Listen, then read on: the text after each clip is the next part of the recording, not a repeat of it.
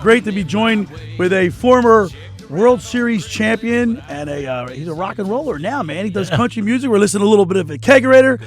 So let's welcome into the locker room former Philly pitcher Brett Myers. What's up, Brett? Morning, fellas. Morning. Yo, we're listening to a little kegerator this morning, man. We feel like celebrating. I hear you. You know, I have newer songs than that. You know. Well, but I got to listen. I know. Well, he did, but I love that. It's one of my favorites. Yeah, it's a lot of people like that one. All right, how about this, Brett? Ready for this? I'm on my way in to the show this morning, and I live in Collingswood, so it's about a 45-minute drive to the studio down here at the Jersey Shore. And I go into the Wawa, and the one guy knows what I do on Saturday. There's another guy in there, and I said, yeah. And he said, what do you got going today? I said, well, I'm having Brett Myers on, former Phillies pitcher. He goes, oh yeah. He goes, yo man. He goes, I like that. I like that. He was named a couple of your songs. He goes, he's a country singer. I go, yeah, that's right. Yeah, it's getting out there, man. Yeah, working on it, man. Trying to get it out there.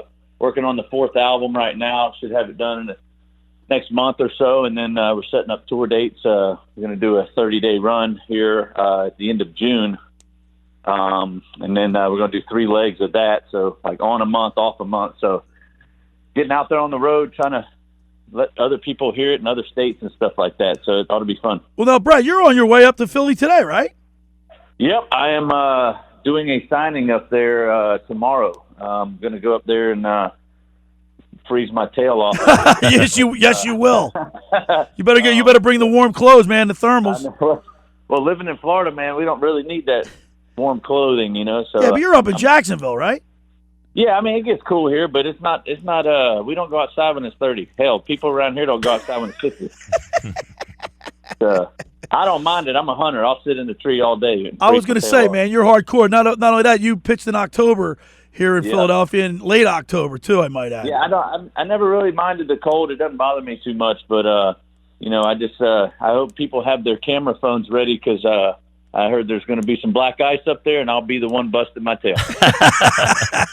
Yo, man, now listen, I don't know how long you're going to be up in the area, but if you're in the area, tell me where you are. I'll come over and we'll throw back a few.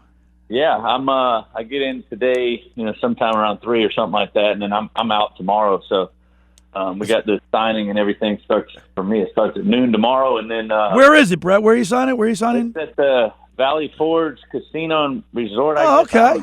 I never even knew there was a casino in that area. Oh, honestly. yeah, they're all over the place. Popping up everywhere. Hey, Brett, I'm joined with today in the studio with me is Ron Myers. No, you guys aren't related. Never Ron's the head coach of the Pittman High School boys.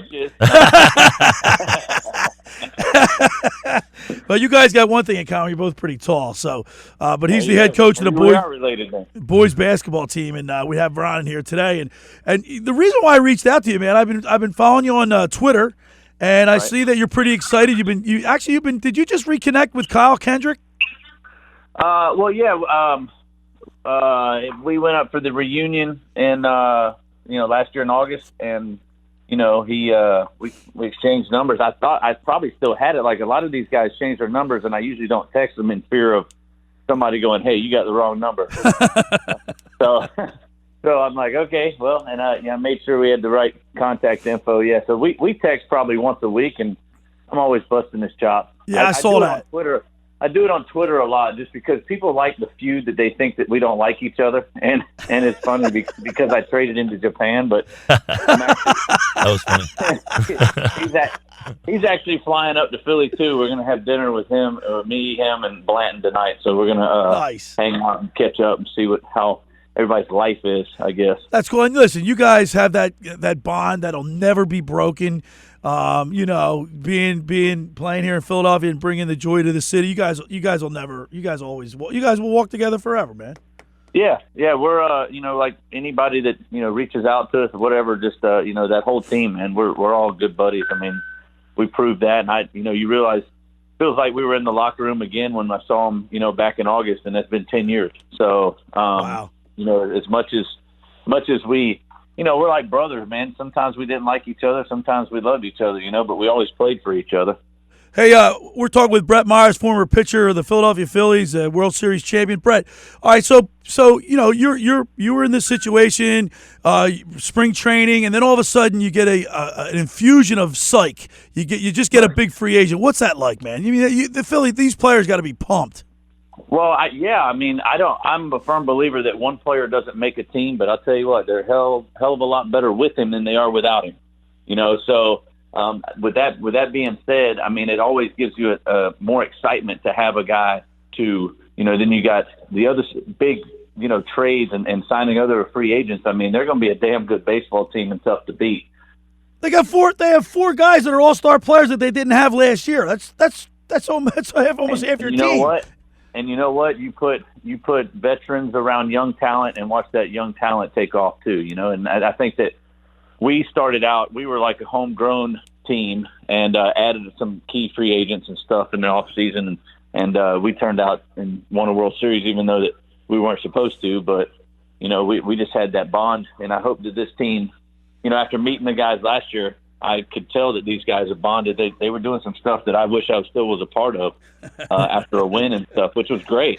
I love to see it. It was a little strange because we weren't allowed to do some of that stuff they were doing, with all the craziness that was going on. But it was awesome, and they just bonded, and it was good stuff. And bringing in veteran guys and with the younger guys, and I think it's going to be great. I just hope for the fans will give the team a chance, and I'm sure they're really pumped now thinking they're going to the World Series because they got Bryce Harper. But I looked at the other key signings bigger than this one because they added pieces to protect him, basically. Well, Brett, what do you think is the biggest factor they're going to be for this team to get over the hump? Because I know you guys were out of the postseason for, I think, 14 years before you finally made it. So what do you think that biggest factor is for these guys to get back to that postseason? Because they've missed the past few years, that hump to get over to get into the postseason. Well, like I said, for me, we had the taste in 2007 where we got there and we went 3-0, and I think that made us hungrier and got us wanting to come in next year and actually win the whole thing. Because once you get a taste of the playoffs, I'm telling you, there's nothing like it. There's nothing like it. The velocity goes up 4 or 5 miles an hour than it did during the season, and you don't even know why. It's just that extra adrenaline kick, and you watch guys throwing that average, 93, 94 all year, and they're throwing 98 in the playoffs. And obviously for me, when that happened, my body was a lot more sore than the next couple of days, but I didn't expect that. You don't expect that type of stuff, and your body and your mind and everything that's what we live for. That's what baseball players live for, the playoffs. I mean, when you're in the backyard as a little kid, you always think it's bottom of the ninth, 3-2 count, bases loaded, and you're up to win the game, So, I mean, I've been that way since I was a young kid. My kids do it now, and they try to put themselves in a big pressure situation, and those type of guys live for it.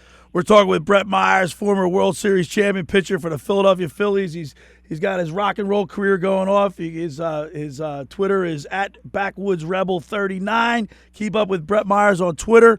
And hey, Brett, talking about the pitching staff. I mean, you've been around. You were down there last year. You watch, you follow the Phillies. This, Aaron Nola. You have Arrieta, who's obviously a proven commodity. You have Eichhoff. You have Pavetta.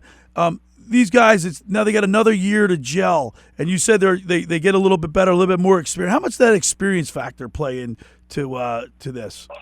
Well, like I said, the more years that they have, and listen, I was lucky. Okay, later in my career in Philly, early in my career, we didn't really have anybody that I could tag along with and get taught, stuff like that, and having Arrieta there for Nola and those younger guys and everything, got to be a huge help for those guys. I mean, honestly, with me, Hamels, Blanton, Kendrick, and Moyer, Moyer was like our daddy. I'm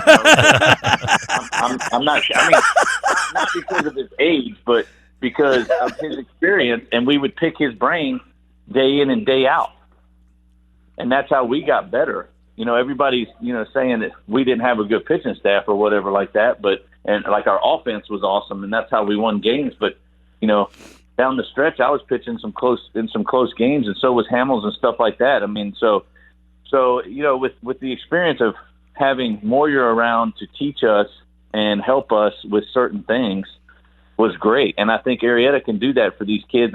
And Noel is just a freak. He's got some nasty stuff, man. And I'm sure that, him and at least for me, when I was playing, I always competed against Hamels, Blanton, and Kendrick, because we would always talk trash to each other about, hey, man, go follow that, Like Hamels go throw 7, I'd go try to throw 8. Right. Like we compete against each other in a friendly manner, because we knew we were helping the team, but we had a competition amongst each other as the starting 5 guys just to try to do better than the guy before. No matter what, it was fun, doing it, but it was no animosity towards anything like that. But we would make it a game between us, even when we hit on the field. So you guys are really competitive with each other too. Hey, Brett, let's talk about Aaron Nola. You brought Aaron Nola up.